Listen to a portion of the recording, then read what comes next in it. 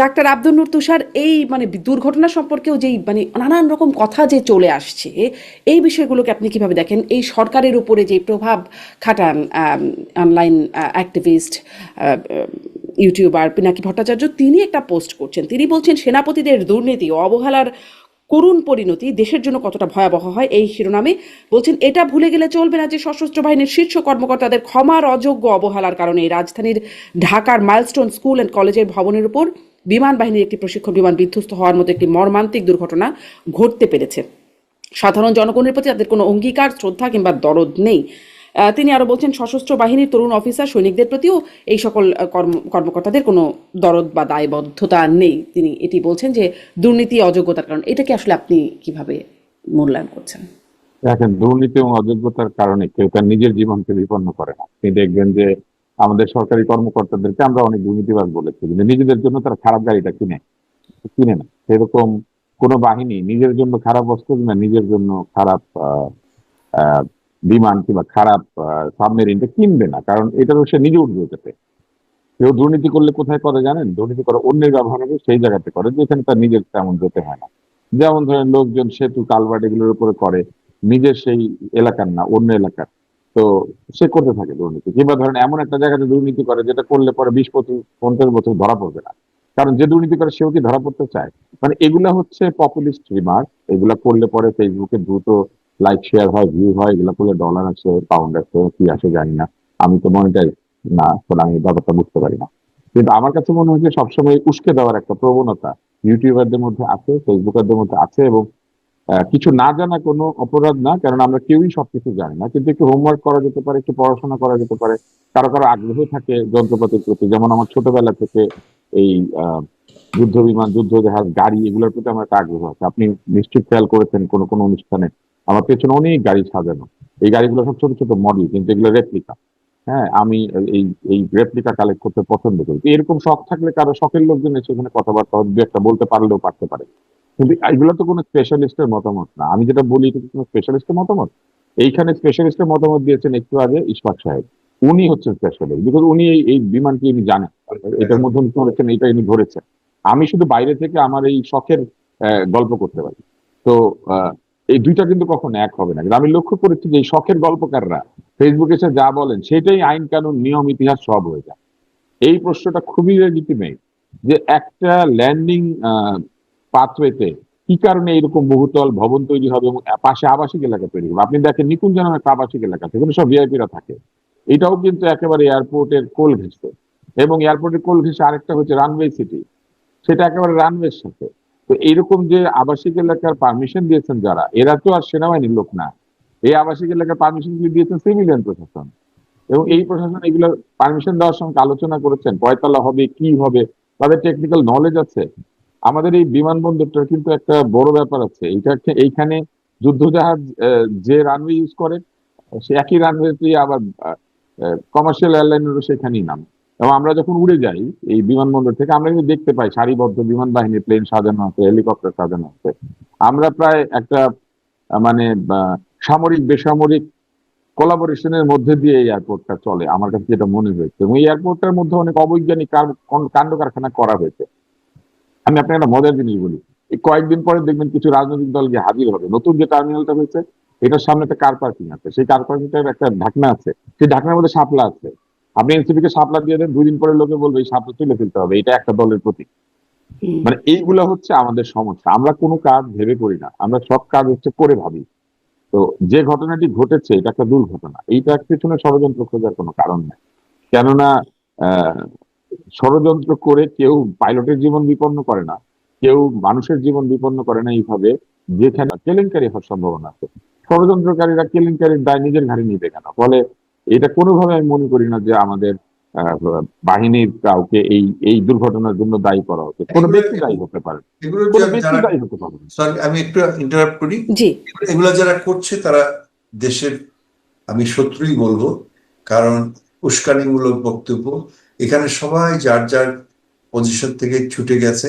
আমি যেটা একটু আগে আরেকটা চ্যানেলে বললাম যে আমাদের এয়ারফোর্সের রেস্কিউ হেলিকপ্টার উইদিন মিনিটস তারা ওখানে গেছে, আমাদের ফায়ার ফাইটিং, এয়ারফোর্সের ফায়ার ফাইটিং গেছে, সিভিল এভিয়েশন এয়ারপোর্ট থেকে গেছে, এবং সিভিলের ফায়ার ফাইটিং সেখানে গেছে, রেস্কিউ করেছে, এবং বরঞ্চ প্রবলেম করেছেন আমাদের সাধারণ জনগণ। তো হাজার হাজার লোক ছুটে গেছে, তারা একটা বাংলাদেশে এটা হয়, একটা ক্রাউড সেখানে কন্ট্রোল করতে হয়েছে, সেটা পুলিশ করেছে। এবং আমাদের হসপিটালগুলো দেখেন, যদিও আমরা অনেক ডাক্তারদের ক্রিটিসাইজ করি বা ইয়ে করি, কিন্তু হসপিটালগুলোর সঙ্গে সঙ্গে তারা মানে অ্যাক্টিভেট হয়ে গেছে। যারা ছুটিতে ছিল, যারা শহরে ছিল, তারা যার যার হসপিটালে তারা চলে গেছে।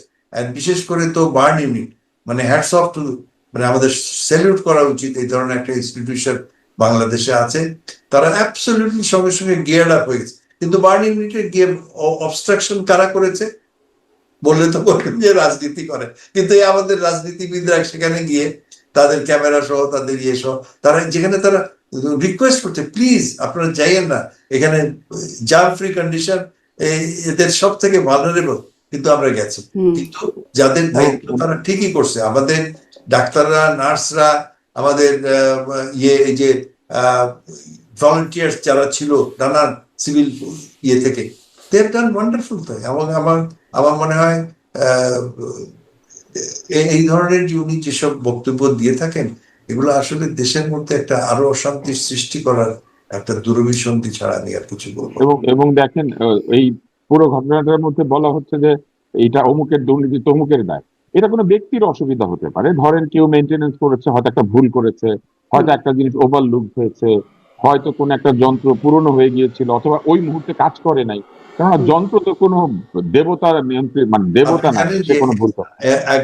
এটা বোধহয় প্রায় 20-25 বছর আগে হয়েছিল জাপান এয়ারলাইন্স এর একটা ইয়েতে, এয়ারক্রাফট, ওর যে পিছনে এলিরন থাকে সেখানে কয়েকটা স্ক্রু টেকনিশিয়ান ভুল করেছে, আকাশে সেই এলিরন খুলে যাওয়াতে অনেকক্ষণ ওইটা ফ্লাই করে আলটিমেটলি সমস্ত প্যাসেঞ্জার মারা গেছিলেন। তো এটা কি ষড়যন্ত্র? ভুল হতে পারে, এরকম ভুল হয়। যেমন এটি নিশ্চয়ই তদন্ত চলছে, আমাদের এয়ার চিফ মার্শাল তিনিও বলছেন তদন্ত। বোয়িং এর যে ম্যাক্স যে বিমানগুলি একাধিকবার দুর্ঘটনায় পড়ে, সেন্সরের প্রবলেম, এটা একটা সেন্সরের প্রবলেম। এই সেন্সরটা যেটা করতো সেটা হচ্ছে যে যখন প্লেন ক্লাইম্ব করে, তখন এই সেন্সরটা তাকে তার উচ্চতা সম্পর্কে ধারণা দিত। এই সেন্সরটা রং ইনফরমেশন দিয়েছে, প্লেন ক্লাইম্ব করছে কিন্তু পাইলট ইনফরমেশন পাচ্ছে যে প্লেনটা পড়ে যাচ্ছে। সো পাইলট কি করছে, সেটাকে আরো ক্লাইম্ব করাচ্ছে, এবং ক্লাইম্ব করতে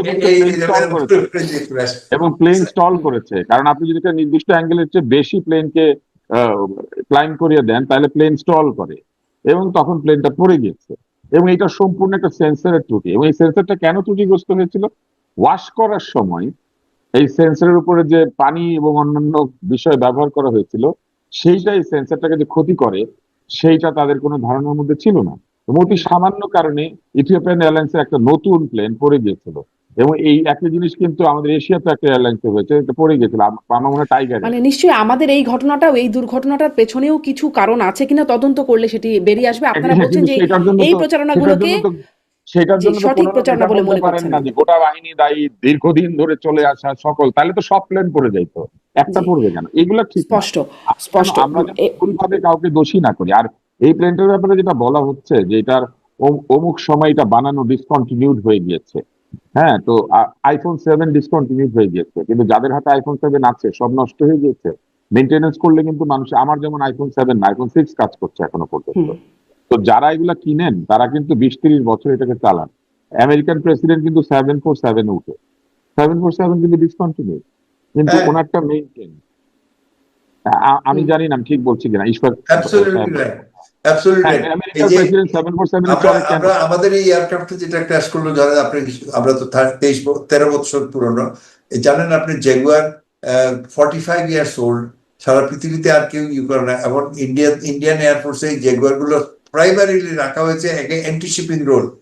ইট has got anti shipping missiles এবং they are suppose to go and attack enemy ships in the sea. তো ultimately it will be replaced. ওরা MiG-29 এর নেভালাইজড ভার্সন কিনছে, কিন্তু যতদিন কিনছে ততদিন তো এটাকে তো রাখতে হবে এবং মেইনটেইন। B-52 এর কথা বলেন, আমরা সবাই জানি B-52 বম্বার, ভাইবার ইজ দ্য টেরর। এটা কত পুরনো? যে সব এখন যেগুলো অপারেট করছে এগুলো অন্তত 30, 40, 45 বছর পুরনো, but they have maintain them in such a way যে ইট ইজ স্টিল অপারেশনাল 100%। এবং 747 ডিসকন্টিনিউ। আমি একটু শেষ প্রশ্নে আসতে চাই, মানে এই বিষয়গুলো নিশ্চয়ই তদন্তেও doctor Abdul Noor Tushar safest airliner, one of the safest airliner in the world. জি, এই বিষয়গুলো নিয়ে নিশ্চয়ই তদন্ত হবে। আমাদের বিমান বাহিনীর প্রধান বললেন তদন্তের পরে অনেক কিছু আরো হয়তো বলা যাবে, তখন নিশ্চয়ই স্পষ্ট হবে। একটা বিষয় শেষ করব ডাক্তার আব্দুল নূর তুষার আপনার কাছে, যে এই ঘটনার পরে আমরা মঙ্গলবার রাতে দেখলাম ওই যে সেই চারটি বড় দল প্রধান উপদেষ্টার অনুযায়ী তাদের সাথে বৈঠক হলো, এবং তারপরে আইন উপদেষ্টা ব্রিফ করলেন সাংবাদিকদেরকে। তিনি বলছিলেন যে অত্যন্ত সৌহার্দ্যপূর্ণ বৈঠক হলো, ফ্যাসিবাদ বিরোধী ঐক্য হয়েছে, ফ্যাসিবাদ মোকাবেলায় আমাদের মধ্যে কোনো প্রশ্ন নাই, ফ্যাসিবাদ মোকাবেলায় আমাদের ঐক্য অটুট আছে। মানে ফ্যাসিবাদ বিষয়টা সেই রাতের মধ্যে এত ইম্পর্টেন্ট হয়ে গেল, এইটিকে আপনি কিভাবে দেখেন? আসলে ফ্যাসিবাদের ভূমিকা এর মধ্যে কিছু আছে? শারমিন, আমি একটু I beg leave of you, আরেকটা চ্যানেলে। জি জি, নিশ্চয়ই আমারও শেষ, আমি এই প্রশ্নটা দিয়ে শেষ করে ফেলবো। অনেক ধন্যবাদ, ধন্যবাদ আপনাকে। Thank you very much. G.